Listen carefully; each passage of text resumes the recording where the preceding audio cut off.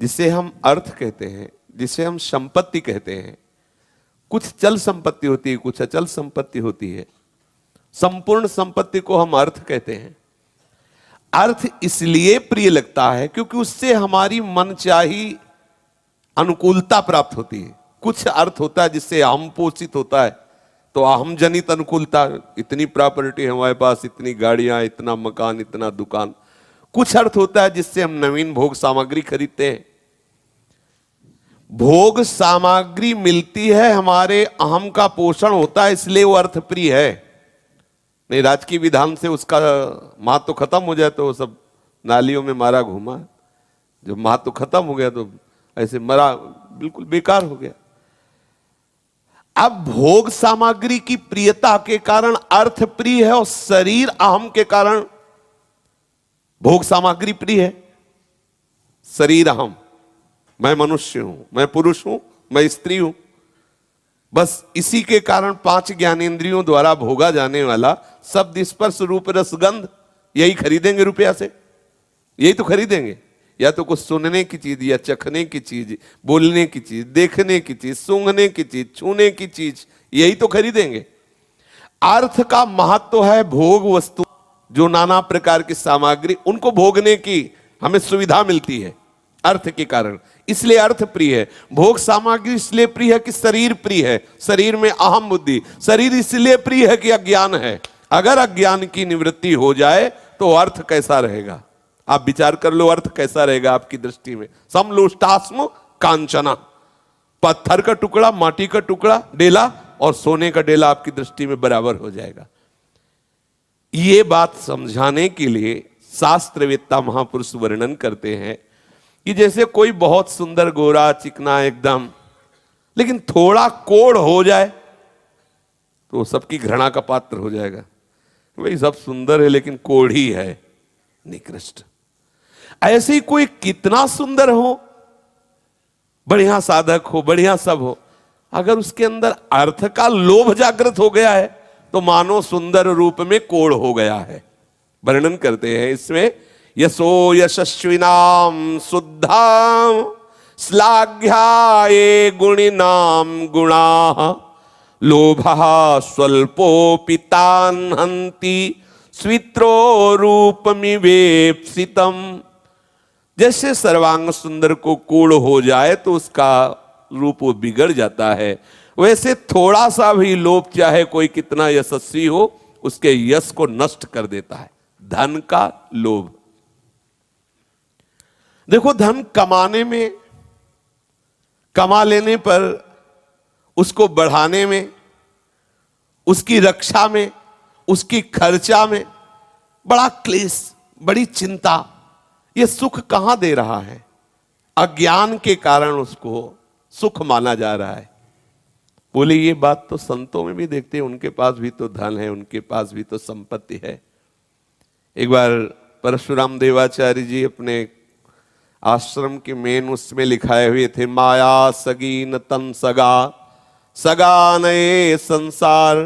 परशुराम ये कह रहे, सगा सुसिरजनहार। ये शरीर, ये भोग सामग्री, ये माया सगी नहीं है। तो एक वैराग्य प्रधान संत थे जिनको वास्तविक राग का त्याग नहीं हुआ था, क्योंकि वास्तविक राग का जब त्याग हो जाएगा तो वस्तु के सिवा कुछ है ही नहीं। कर्ता भाव गया, राग गया, तो महलों में रखो चाहे झोपड़ी में बास दो, अकेले हो या लाखों के बीच में, कोई फर्क नहीं पड़ता। और जिसका आंतरिक राग नहीं त्यागा तो उसको अहम रहता है, पता है, जीवन हो गया रुपया नहीं छुआ। सच्चा त्यागी जो शरीर से हम मिटा दे, पांचों भूले देह सुधी, देह का राग छोड़ दे। परशुराम देवाचार्य जी से कहा कि आप सिंहासन पे बैठे हो, चकाचक माल छन रहे हैं, घोट रहे हैं, सब राजे महाराजे का सा नक्शा है, कहते हो माया सगी न तन सगा। अब वो वैरागी साधु तो उसको कैसे समझावे? कोई संसारिक हो तो समझा दे, वैरागी तो लंगोटी लगाए, कमंडल लौकी का लिए हुए खड़ा है, अब उसको कैसे समझाएं? वहां भैया ठीक बात कही, उठ के चल दिए। बोले कहाँ चल रहे हो? बोले भ्रमण का मन है, छोड़ दिया, चलो। सब शिष्य परिकर थे, अकेले चले हो। उस महात्मा से कहा चलो, 12-1 बजे हो। बोले महाराज हम तो मधुकरी का समय, मधुकरी। बोले आज तक जीवन हो गया परशुराम ने कभी हाथ नहीं फैलाया, क्योंकि आकाश वृत्ति से रहते। आकाश वृत्ति का मतलब जो प्रभु भेजेंगे, कभी ऐसे नहीं करना। संतों की अलग अलग वृत्ति होती है, कुछ होते हैं माधुकरी वृत्ति से रहते हैं, कुछ होते हैं आकाश वृत्ति से रहते हैं। आकाश वृत्ति को अनायास आ जाए, चक्क आ गया तो चक्क पा लिया, नहीं आया तो राधे श्याम भूख को पा लिया, कई कई दिन तक भोजन नहीं किया। बोले नहीं महाराज, हमारा तो नियम है भिक्षा लाए। हम जाओ। बोले आपके लिए? बोले कभी हमने याचना नहीं की, तो हम कैसे कह दें आप हमारे लिए ले आओ? हमारा मालिक है, जैसा विधान रचेगा आप अपनी व्यवस्था करो। और गांव में, और वो बाहर रुक गए, एक ऊसर था उसी में से बैठ गए, भगवदाकार वृत्ति में निरंतर मगन। बड़े सिद्ध महापुरुष, भगवत प्रेमी महात्मा, प्रिया प्रीतम के अनुरागी। थोड़ी देर में उधर से राजा निकला, देखा अरे परशुराम देवाचार्य बैठे, साष्टांग दंडवत की। महाराज कैसे? बोले ऐसे हरि की इच्छा। बोले यहां कैसे बैठे? बोले अब यहीं बैठेंगे। बोले महाराज जी कुछ व्यवस्था करें। बोले हम क्यों कहें, जैसी हरि इच्छा। बस इशारा पाना था, तुरंत आदेश हुआ, बड़े बड़े कड़ाह चढ़ गए, भोजन की व्यवस्था, निर्माण शुरू।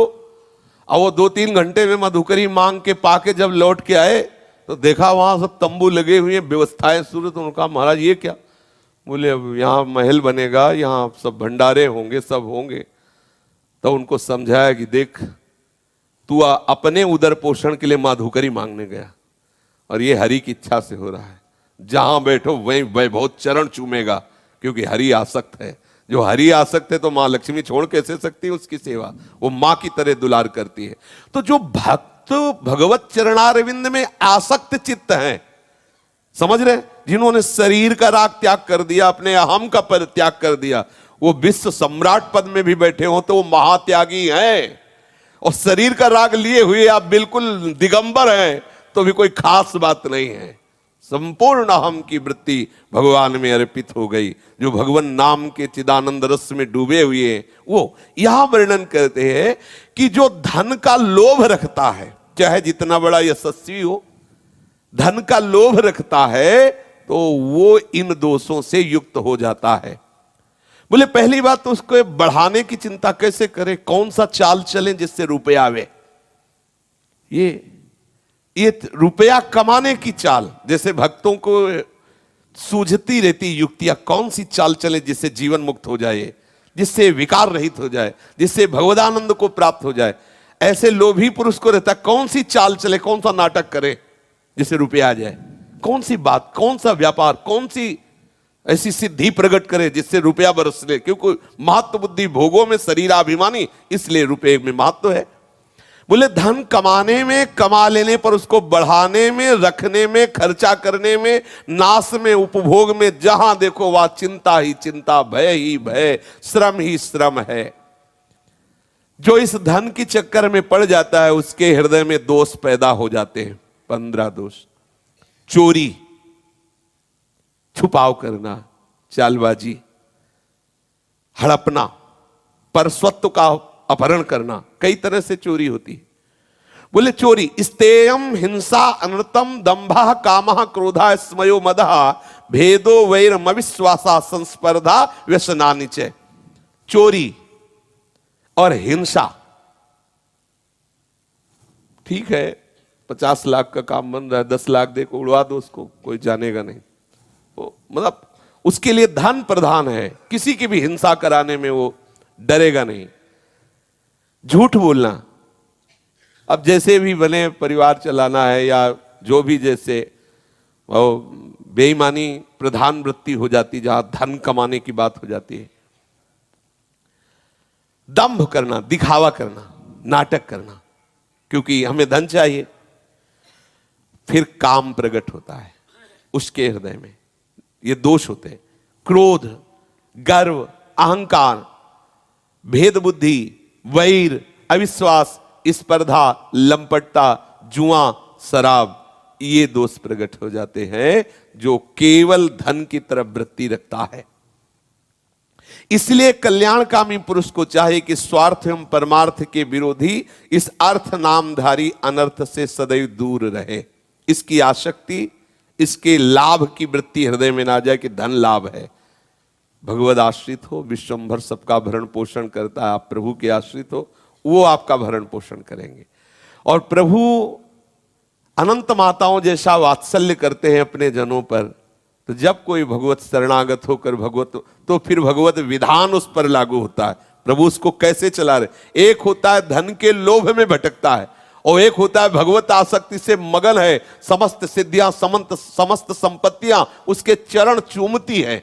ये भगवत आराधन का स्वरूप, चरण चूमती है। बाधक उसके लिए है जो धन का महत्व रखे है, जो धन का लोभ रखे, जो धन की आकांक्षा किए हुए, ये 15 दोष आ जाएंगे। और जो भगवत आश्रित है, ये 15 दोष जानते हो किसके आते हैं? जो धन का लोभी है तो लक्ष्मी जी को पुकारा, तो हम नारायण तो साथ आएंगे नहीं, क्योंकि लक्ष्मी को पुकारा तो लक्ष्मी जी का पर्सनल वाहन क्या जानते हो? उल्लू। उल्लू बना दिया, धन आते उल्लू बन गया। व्यभिचार करना, जुआ खेलना, शराब पीना, छल कपट करना, ये सब शुरू हो गया। और अगर नारायण को पुकारा, कहां जा रहे हो प्रभु? वो भक्त के पास जा रहे हैं, हम भी चलेंगे। बोले चलो, आप तो जाया ही करते हो, हम भी चलेंगे।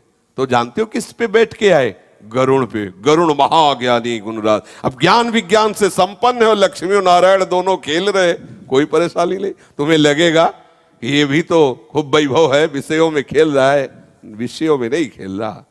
भगवत तत्व का बोध प्राप्त की, भगवत आनंद में निमग्न।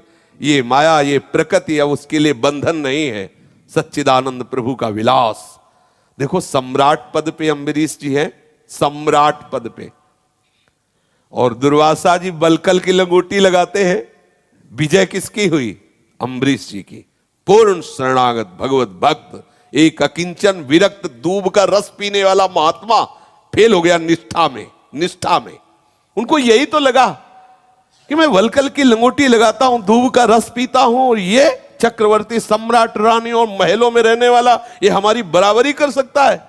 लेकिन ये नहीं जाना कि हृदय का संपूर्ण समर्पण, सावई मन कृष्ण पदारविंदयो, पूर्ण मन की स्थिति श्री कृष्ण चरणारविंद में। और यहां तप का बल है। देखो कृत्या उत्पन्न कर दी तत्काल, और ये ऐसे ही खड़े रहे। ना भय है, ना गुस्सा है। गुस्सा भी नहीं है।